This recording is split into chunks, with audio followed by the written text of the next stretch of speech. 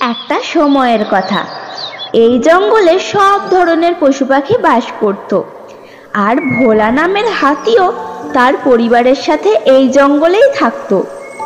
ভোলা হাতি ছিল সত্যিই খুব ভালো। সে ছোট বড় সব পশুর সাথে খুব সুন্দরভাবে কথা বলতো আর সবাইকে সাহায্যও করত।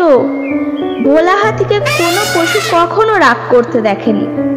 সেই কারণে সব পশু ভোলা হাতিকে খুব ভালোবাসতো। একটা দিনের কথা, যেদিন ভোলা হাতির বউ একটা ছেলে হাতিকে জন্ম দিয়েছিল। ভোলা তার ছেলেকে দেখে খুব খুশি হয়েছিল।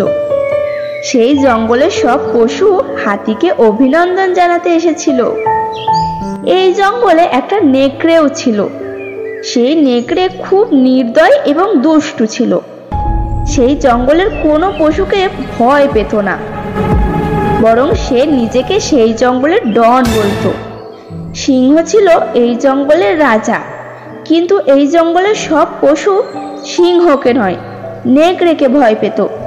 কারণ একদিন সিংহ এক হরিণকে শিকার করেছিল। যখন সিংহ হরিণের মাংস খেতে শুরু করলো, তখন সেখানে নেকড়ে চলে এলো আর সিংহকে বলল, সিংহ মহারাজ, এই শিকার তো আপনিই করেছেন, কিন্তু এটা খাবো তো আমি। সিংহ এই কথা শুনে নেকড়েকে গর্জন করে বলল, শয়তান নেকড়ে, তোর সাহস হয় কিভাবে আমাকে এই কথাটা বলার? চুপচাপ এখান থেকে চলে যা, আমাকে বেশি রাগাস না, না হলে এমন একটা লাথি মারবো যে তুই উড়ে গিয়ে পড়বি। এই সিংহ, ফালতু কথা একদম কম বল। আমি হলাম এই জঙ্গলের ডন। এই বলে নেকড়ে একটা সিটি বাজায় আর নেকড়ের গ্যাং সেখানে চলে আসে। তোমরা তোমাদের শক্তি দেখাও বন্ধুগণ, আর সিংহের শিকার খেয়ে নাও। যাও যাও। সব নেকড়ে বসের অর্ডার পেয়ে সিংহের ওপর ঝাঁপিয়ে পড়ে। সিংহ একা তাদের সাথে না পেরে শিকার ছেড়ে চলে যায়, আর নেকড়ের দল হরিণের মাংসের মজা নেয়। এই ঘটনা থেকে সিংহও বুঝতে পারে নেকড়ের দলের সাথে লড়াই করা তার একার পক্ষে সম্ভব নয়। অন্য আর একদিনের কথা, একটা বিড়াল একটা পাখি শিকার করে নিয়ে যাচ্ছিল তার ঘরের দিকে। সেই রাস্তায় নেকড়ে বসেছিল। বিড়াল নেকড়েকে দেখে আরো তাড়াতাড়ি হাঁটতে শুরু করলো।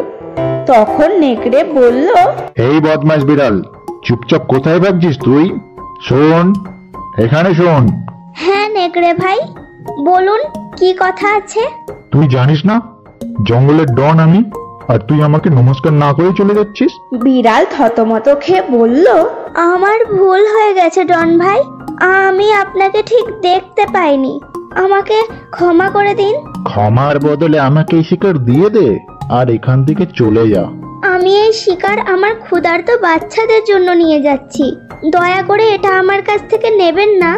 ডনের কথা না শোনার সাহস হয় তোর কিভাবে? যা এখান থেকে চলে যা বলছি, না হলে আজকে কিন্তু তোকে খেয়ে নেবো।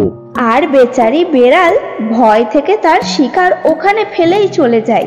নেকড়ে এইভাবেই দিনের পর দিন পশুদের উপর অত্যাচার করত। অন্য একদিন ভোলা হাতির বাচ্চা এক হরিণের বাচ্চা আর বানরের বাচ্চার সাথে খেলছিল। তখন সেখানে নেকড়ে ডন চলে আসে আর বলে, ও খুব জোর খিদে লেগেছে, এদের তিনজনের মধ্যে কাকে খাওয়া যায়? বানর আর হরিণের বাচ্চা তো নেকড়েকে দেখেই সেখান থেকে ভয়ে পালিয়ে যায়, কিন্তু হাতির বাচ্চা পালাতে পারলো না। নেকড়ে হাতির বাচ্চাকে বলল, আরে ছোটু, তুই আবার পালিয়ে কোথায় যাবি? বলু মলু, আজ তুই আমার লাঞ্চ হবি, আয় চলে আয় বলছি। আমাকে খেও না আঙ্কেল, আমি তো এখনো অনেক ছোট আছি। নেকড়ে কোনো কথা না শুনেই হাতির বাচ্চার ওপর হামলা করতে গেল। তখন হাতির বাচ্চা ভয় থেকে চেঁচিয়ে উঠল, ও মা, ও বাবা, আমার খুব ভয় করছে, আমাকে বাঁচাও। হাতির বাচ্চা নেকড়েকে তার সুর দিয়ে মারে। নেকড়ে পড়ে যায়। হাতির বাচ্চা সেখান থেকে পালায়। হাতির বাচ্চা পালিয়ে তার মা বাবার কাছে চলে আসে আর কাঁদতে কাঁদতে তাদেরকে সব বলে। ভোলা হাতি নেকড়ের ওপর খুব রেগে যায় আর জোরে জোরে গর্জন করে এবং নেকড়েকে মারার জন্য দৌড়ে চলে যায়। জঙ্গলের পশুরা আজ প্রথমবার ভোলা হাতিকে রেগে যেতে দেখলো। ভোলা হাতি নেকড়ে ডনের কাছে আসলো আর নেকড়েকে জোরে জোরে মারতে লাগলো।